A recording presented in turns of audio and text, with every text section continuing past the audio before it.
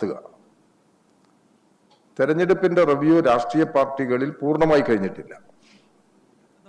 ഇടതുമുന്നണി യോഗത്തിന് ശേഷം LDF കൺവീനർ TP രാമകൃഷ്ണൻ മാധ്യമങ്ങളെ കാണുകയായിരുന്നു. ഉണ്ടായ തിരിച്ചടിയെപ്പറ്റി വിശകലനം ചെയ്യുകയായിരുന്നു യോഗം. ആ തിരിച്ചടിയിൽ നിന്നും പാഠം ഉൾക്കൊള്ളുമെന്നാണ് TP രാമകൃഷ്ണൻ പറയുന്നത്.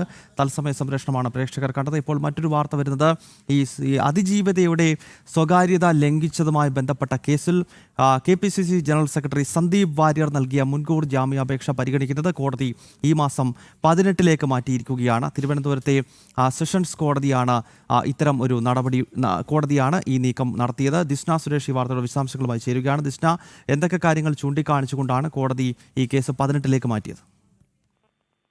Gautam, KPCC general secretary Sandeep വാര്യരുടെ അതിജീവിതയുടെ സ്വകാര്യത ലംഘിച്ചെന്ന പരാതിയിന്മേലാണ് ഇപ്പോൾ സന്ദീപ് വാര്യർ ഇത്തരത്തിലൊരു മുൻകൂർ ജാമ്യാപേക്ഷ നൽകിയത്. തിരുവനന്തപുരം ജില്ലാ സെഷൻസ് കോടതിയാണ് ഈ ജാമ്യാപേക്ഷ പരിഗണിച്ചത്.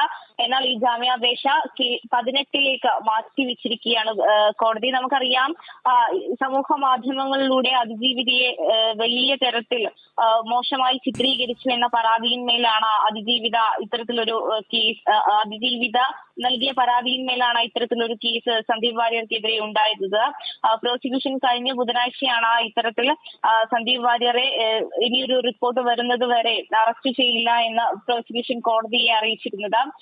സന്ദീപ് വാര്യരുടെ വാദം എന്ന് പറയുന്നത് പരാതിക്കാരിയുടെ ചിത്രമോ പേരോ ഒന്നും തന്നെ സമൂഹ മാധ്യമങ്ങളിൽ പങ്കുവച്ചിട്ടില്ലെന്നും മുൻപുണ്ടായിരുന്ന പോസ്റ്റ് മറ്റാരോ കുത്തിപ്പൊക്കിയതാണെന്നുള്ളൊരു വാദഗതിയാണ് സന്ദീപ് വാര്യർ മുൻകൂർ ജാമ്യാപേക്ഷയിൽ ഉൾപ്പെടെ സമർപ്പിച്ചത് എന്ന് തന്നെയാണ് നമുക്ക് മനസ്സിലാക്കാൻ സാധിക്കുന്നത്.